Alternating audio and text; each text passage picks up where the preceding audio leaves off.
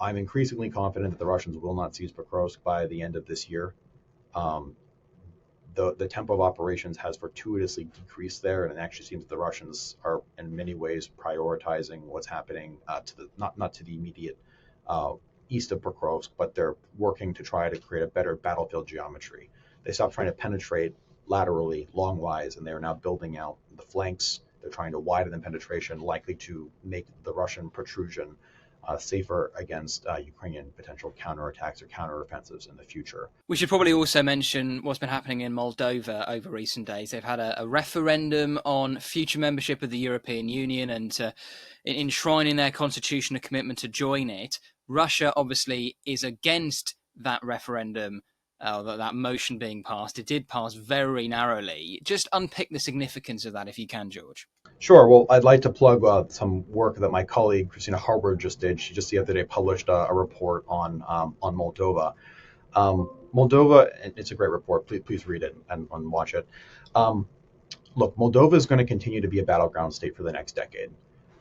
We've encountered a lot of thinking from think tanks and other scholars of the region here in Washington, where people basically say, look, Moldova, it's a slam dunk. We've already achieved victory in Moldova. They're heading towards the inevitable integration path for the European Union that many Eastern and Southern European states have.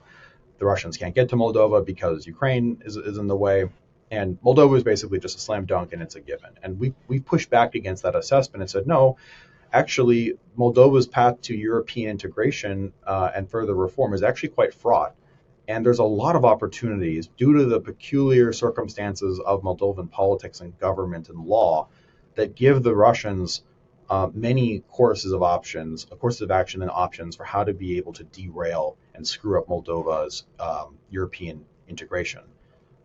Lest we forget, the Russians occupy part of Moldova with the breakaway Republic of Transnistria in Moldova's east, where about two Russian motorized rifle battalions have been stationed since the early 90s illegally.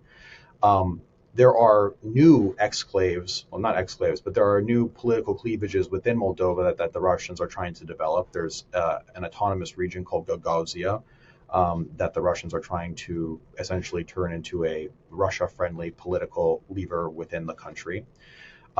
There are nuances about the appointment of judges for the Moldovan Constitutional Court that are very interesting and that provide the Russians opportunities to be able to derail this. And then there are also different circumstances with regards to the Moldovan parliamentary elections that will happen down the road that also give the Russians plenty of opportunities to be able to sabotage the accession. So don't get me wrong. The recent referendum and the vote to officially enshrine the objective of joining the European Union is a victory for Moldova.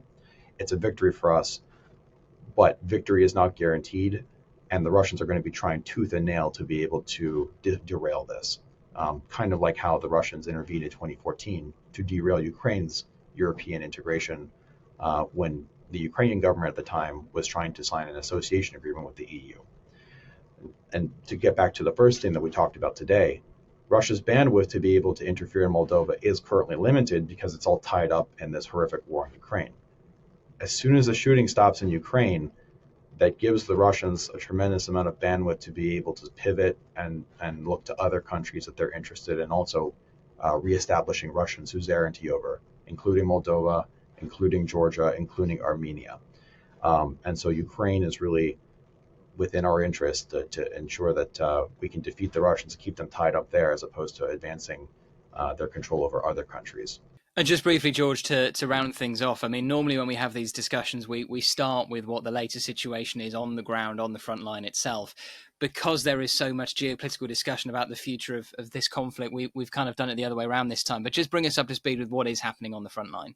Yeah, absolutely. So tempo of operations, generally speaking, remain very dynamic. They've slowed in some parts, they've intensified in others. Back in early October, I'll sort of start in the north and then work my way around the theater clockwise. In the Kursk area of operations where the Ukrainians are operating, the Russians began a major counteroffensive against that effort in early October, and the Ukrainians have reintroduced some reserves to counterattack against the Russian counteroffensive, and it's really unclear whether or not the Russians are going to be able to seize everything or if the Ukrainians will hold everything. The Russians are confirmed to have recaptured at least one third of what the Ukrainians initially took. The Russians claim that they've gotten a half, but again, getting data from there is sometimes like staring into an abyss, and so it's hard to be able to verify quite everything. But as I've said before, it's really not that interesting whether or not the Ukrainians hold that territory, or if the Russians retake it. I'm confident the Russians can retake it if they really prioritize it.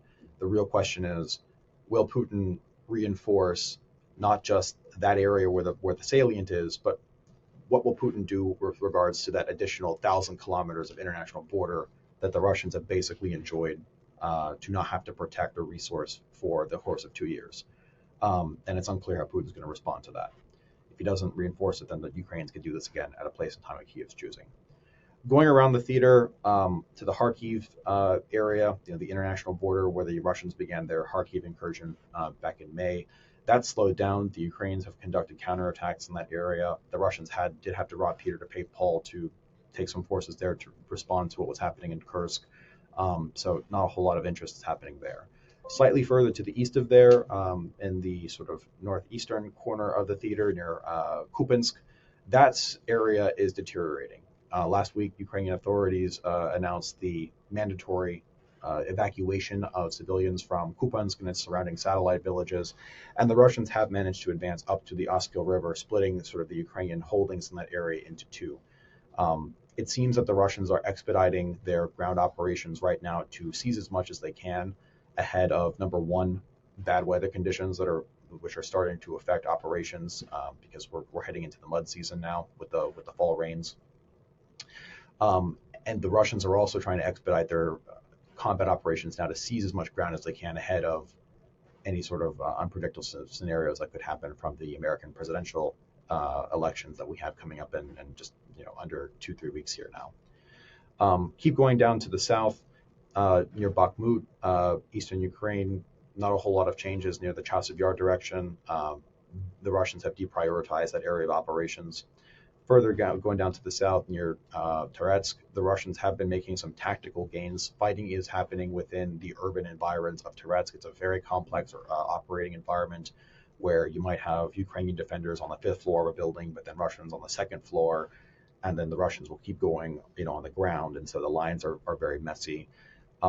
It's unclear whether or not the Russians are going to be able to seize Toretsk within the coming weeks or months, if it's going to be a protracted, long, bloody battle. Keeping going further to the south, near the Avdiivka area of operations, heading towards Pokrovsk, I'm increasingly confident that the Russians will not seize Pokrovsk by the end of this year. The tempo of operations has fortuitously decreased there, and it actually seems that the Russians are in many ways prioritizing what's happening not to the immediate east of Pokrovsk, but they're working to try to create a better battlefield geometry. They stopped trying to penetrate laterally, longwise, and they're now building out the flanks. They're trying to widen the penetration, likely to make the Russian protrusion safer against Ukrainian potential counterattacks or counteroffensives in the future. They're also trying to level out sort of the southeast corner of the theater with the recent seizure of Vuhledar and the advancement of some tactical fields in that direction as well, to be able to potentially resume larger operations in the Pokrovsk direction potentially next spring. Zaporizhia southern front line and the seam between Donetsk and Zaporizhia oblasts. This is very interestingly reactivated in a way that we've really not seen in a long time. In early October, we started to see reports that the Russians resumed combat operations near the Kakhovka Reservoir, sort of not too far away from Enerhodar, where the nuclear power plant is. They managed to cross a dry part of the reservoir and engage in some very small level attacks within some neighborhoods around Kamensk, which was interesting because we've really not seen combat operations on that area of the front line since the Ukrainian counteroffensive of 2023. And then on the seam between Donetsk and Zaporizhia oblasts, just south of the town of Velika Novosilka, the Russians also restarted combat operations there and claimed to seize one village called Levadne.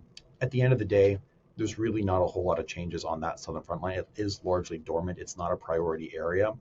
But whereas for the last year, basically, we've not seen any kind of movement from either side of significance, now we're starting to see the Russians reactivate and conduct some small scale attacks. And to round it all off, southwest corner of the theater, the Kherson line, near the Dnipro River, the river delta. No significant changes in that area. The Russians claim that they've recaptured many of the islands on the delta, but fundamentally, the Russians are on the left bank, the Ukrainians are on the right bank.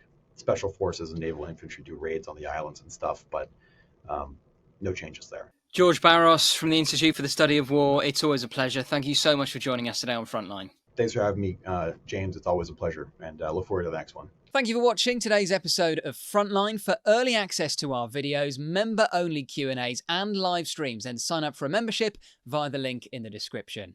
And for the latest news and breaking stories, listen to Times Radio and follow us at thetimes.com.